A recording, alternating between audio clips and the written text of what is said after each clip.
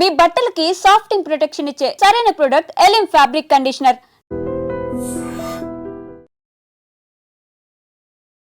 Industrial corridor పాషమైలారంలో సిగాచి ఇండస్ట్రీస్లో జరిగినటువంటి అగ్ని ప్రమాదం ఎందుకు జరిగింది, ఎలా జరిగింది, ఇప్పటికైతే వివరాలు తెలియలేదు. అఫీషియల్గా ఇంకా ఒక ప్రెస్ నోట్ అనేది రిలీజ్ కాలేదు. తెలంగాణ రాష్ట్ర గవర్నమెంట్ అయితే దానికి సంబంధించి ఒక కమిటీని ఏర్పాటు చేసింది. ఇప్పటి వరకు అఫీషియల్గా అందినటువంటి వివరాల ప్రకారం 37 మంది చనిపోయారు. ఆల్మోస్ట్ అది 50కి పైగా ఉండొచ్చు అనేటువంటి ఒక అంచనా ఉంది.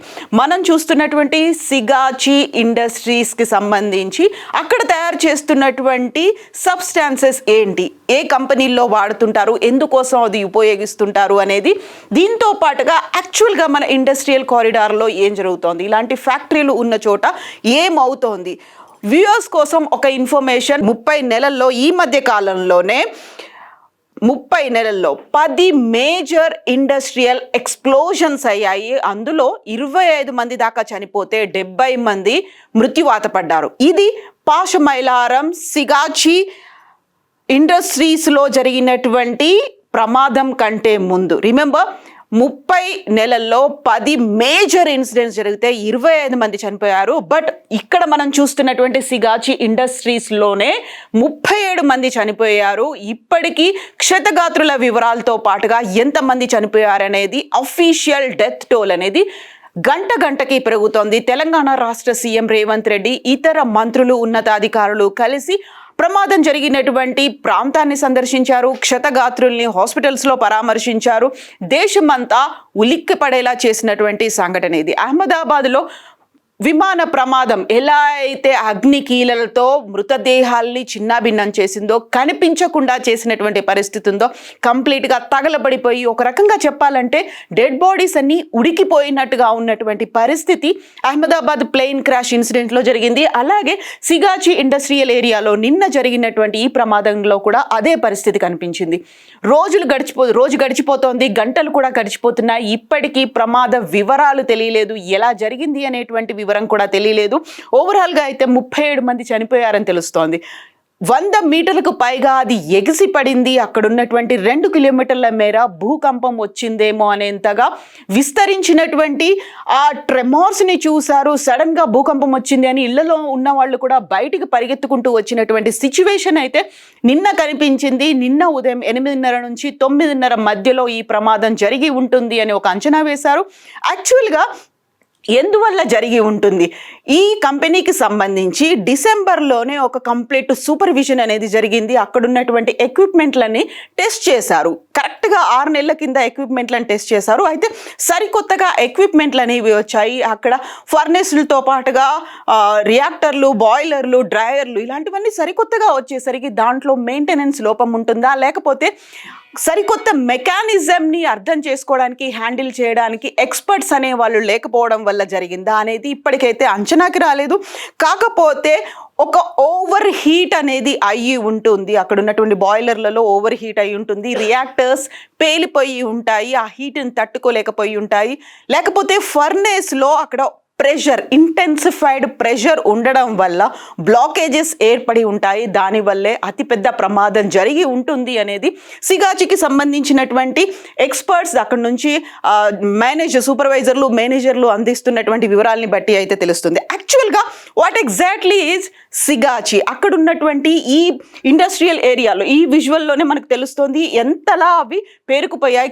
కనీసం కనిపించనంత పరిస్థితులు, అక్కడ దట్టంగా పొగలు అలముకున్నాయి. అంతకంటే ముందు ఆకాశాన్ని అంటుతాయా అన్నట్టుగా ఉండేటువంటి మంటలు.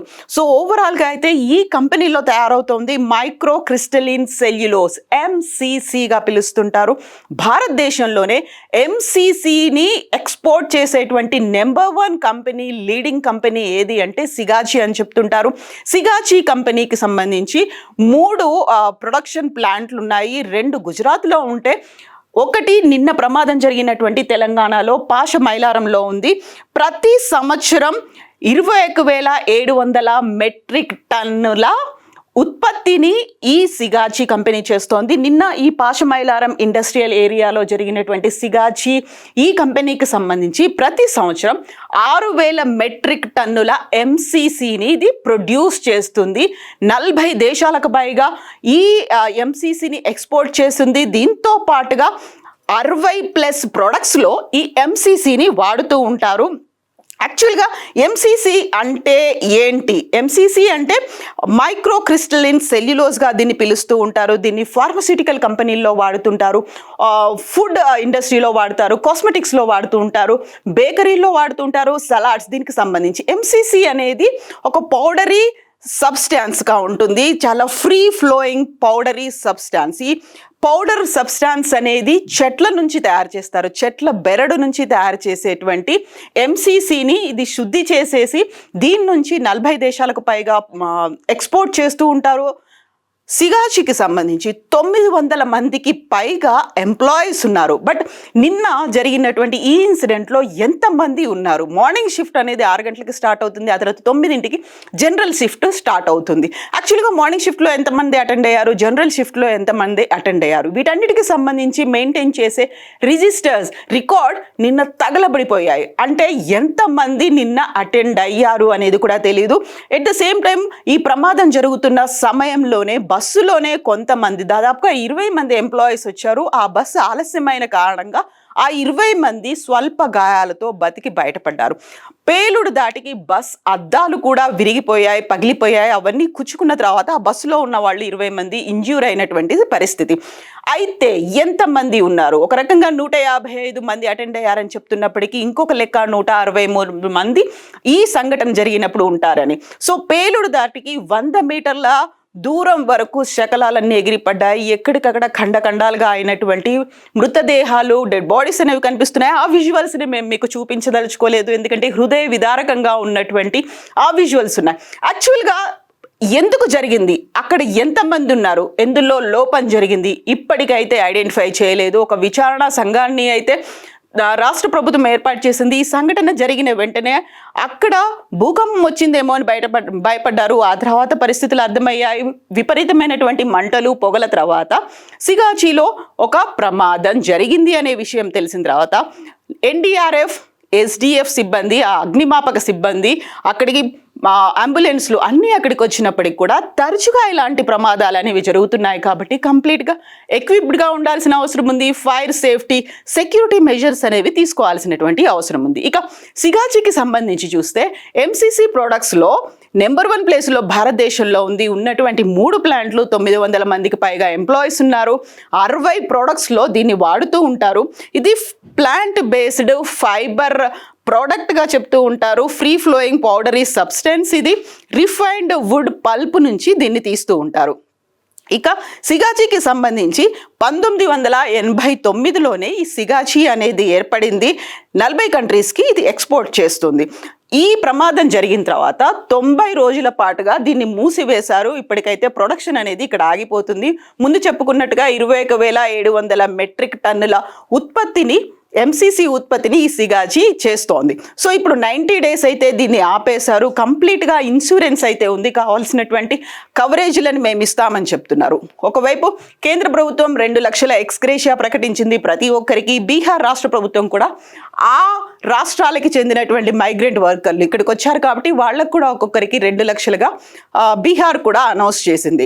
మొత్తంగా అయితే ఒక ఇన్సూరెన్స్ని మేము ఇస్తాము అనే మాట సిగాచి నుంచి వచ్చింది. అయినప్పటికీ ఎలా జరిగింది అనేది, సో ఇప్పుడు మనం ఇంతకుముందు చెప్పుకున్నట్టుగా 30 నెలల్లోనే 10 మేజర్ యాక్సిడెంట్స్ అవన్నీ కూడా తెలంగాణలోనే జరిగాయి. అది కూడా పర్టికులర్గా పాషమైలారం, పటాన్చెరు ఈ ఏరియాల్లో జరిగాయి. 25 మంది చనిపోతే ఇప్పటికే ఈ నిన్న జరిగినటువంటి ఈ సంఘటనలో 37 మంది చనిపోయారు. ఇది ఇంకా పెరిగే అవకాశం ఉంది. యాక్చువల్గా ఎంతమంది నిన్న అటెండ్ అయ్యారు అనేది కూడా ఇప్పటికీ తెలియలేదు. అఫీషియల్గా ఇన్ఫర్మేషన్ అనేది రాలేదు కాబట్టి సో అది ఐడెంటిఫై చేయడం కష్టం. మోర్ ఓవర్ అహ్మదాబాద్ ఫ్లైట్ ఇన్సిడెంట్కి సంబంధించి చూస్తే అక్కడ కూడా మొత్తం డిఎన్ఏ మీదే ఆధారపడాల్సినటువంటి పరిస్థితి. ఇక్కడ జరిగినటువంటి ఈ సంఘటనలో కూడా డెడ్ బాడీస్ ఐడెంటిఫై చేయలేని విధంగా ఉన్నాయి. ఇక సిగాచి ఇండస్ట్రీస్కి సంబంధించి చూస్తే హై క్వాలిటీ ప్రొడక్షన్స్ అనేవి అక్కడ ఉంటాయి. ఇన్నోవేటివ్ సొల్యూషన్స్ని ఫాలో అవుతుంది అనేది పేరు. నెంబర్ 1 కంపెనీ ఎంసీసీని ప్రొడ్యూస్ చేస్తోంది, ఎక్స్పోర్ట్స్ చేస్తున్నటువంటి కంపెనీ ఇండియాలో నెంబర్ 1 కంపెనీ అంటే సిగాచి అని కనిపిస్తోంది. మరి ఇక్కడ ఎలాంటి లోపాలు తలెత్తాయి? సరైనటువంటి ప్రమాణాలు పాటించలేదా, లేకపోతే నిర్వహణ లోపం ఉందా, తీసుకొచ్చినటువంటి సరికొత్త మెకానిజం ఏదైతే ఉందో, సరికొత్త మెషినరీ ఉందో దానికి సంబంధించి ఎక్విప్డ్గా అక్కడ ఉన్నటువంటి సిబ్బంది లేరా, వాళ్ళకి ఆ ఎక్స్పీరియన్స్ అనేది లేకపోయిందా, లేకుంటే క్వాలిఫైడ్ పర్సన్స్ షార్టేజ్ ఉందా, మెయింటెనెన్స్ లోపాలు ఉన్నాయా? డిసెంబర్లోనే ఈ కంపెనీకి సంబంధించి ఒక కంప్లీట్గా మెయింటెనెన్స్తో పాటుగా అక్కడ ఉన్నటువంటి సిస్టమ్స్ వీటన్నిటిని బాగున్నాయా లేదా అనేటువంటి ఒక సూపర్వైజ్ కూడా చేశారు, చెక్ కూడా చేశారు. అయితే కరెక్ట్గా జూన్ 30వ తారీఖు 2025న ఏం జరిగింది? ఇప్పటికీ కూడా ఒక $1 మిలియన్ క్వశ్చన్గా మిగిలిపోయింది. ఆల్మోస్ట్ ఒక 100 మీటర్లు ఎగిసి పడినటువంటి డెడ్ బాడీస్ అనేవి అక్కడ ఉన్నాయి కాబట్టి అంతకు మించి ఇంకేదో జరిగి ఉంటుంది. అది తెలుసుకోవడమే ఒక అతిపెద్ద పనిగా మారింది. ఇప్పటికైతే 90 రోజుల పాటు మేము మూసేస్తామని చెప్పినప్పటికి కూడా ఇందులో ఇంకా జరగరానిది ఏదైనా జరిగి ఉంటుందా? మనం అక్కడ ఉన్నటువంటి పరిసరాల్ని కనుక పరిశీలించి చూసినట్టయితే ఆల్మోస్ట్ 15 మీటర్స్ హైట్ ఎక్కువగా ఉన్న చోట చుట్టూ అంబులెన్సులు తిరగడానికి కానీ, లేకుంటే ఫైర్ సేఫ్టీకి సంబంధించి అక్కడ అగ్నిమాపక శకటాలు తిరగడానికి కానీ ఫ్రీ ప్లేస్ అనేది ఉండాలి. సేఫ్టీ అండ్ సెక్యూరిటీ మెజర్మెంట్స్ పాటించాలి. ఫైర్ సేఫ్టీకి సంబంధించి ఖచ్చితమైనటువంటి విధి విధానాలు పాటించాల్సిన అవసరం ఉంటుంది. సో ఇప్పుడు సిగాచికి సంబంధించి అలాంటి మెజర్మెంట్స్ ఉన్నాయా లేదా, యాక్చువల్గా ఏం జరిగింది అనే దాని మీద కూడా పెద్ద ఎత్తున అయితే ఇప్పుడు ఒక చర్చ జరుగుతోంది. అదే ఒక వివాదానికి కూడా కారణమవుతోంది. యాక్చువల్గా అక్కడ ఏం జరిగింది, ఎందుకని 37 మంది చనిపోయారు, ఇంకా ఇప్పటికీ శిథిలాల కింద మృతదేహాలు ఉన్నాయి, ఆ మృతదేహాలు కూడా గుర్తించలేని స్థితిలో ఉన్నాయి, ఎంతమంది అటెండ్ అయ్యారు, నిన్న డ్యూటీస్లో ఎంతమంది ఉన్నారు అనే వివరాలు కూడా ఇంకా తెలీదు. అక్కడ ఉన్నటువంటి లాగ్ బుక్స్, రిజిస్టర్స్, రికార్డ్స్ అన్నీ కూడా తగలబడిపోయాయి. కాబట్టి సో ఎవరైతే మిస్సింగ్ అని చెప్తున్నారో వాళ్ళందరూ ఐదర్ హాస్పిటల్లో ఉన్నారా, లేకుంటే ఆ డెబ్రీస్ కింద ఉన్నారా, ఇప్పటికి కూడా అర్థం కాని అంతుపట్టని విషయం. ఆల్మోస్ట్ ఒక రోజు గడిచిపోయింది, గంటలు దొర్లుతున్నాయి తప్ప ఇప్పటికి కూడా అఫీషియల్గా ఇన్ఫర్మేషన్ తెలియదు. సిగాచి అయితే ఒక 90 రోజుల పాటు ఈ ప్లాంట్ని మూసేస్తున్నాము మెయింటెనెన్స్ కోసం అని చెప్పింది. తమ ప్రొడక్షన్ కోసం ఎఫెక్ట్ పడుతున్నప్పటికి కూడా తీసుకోవాల్సినటువంటి మెజర్మెంట్స్ అని తీసుకున్నామని చెప్తోంది.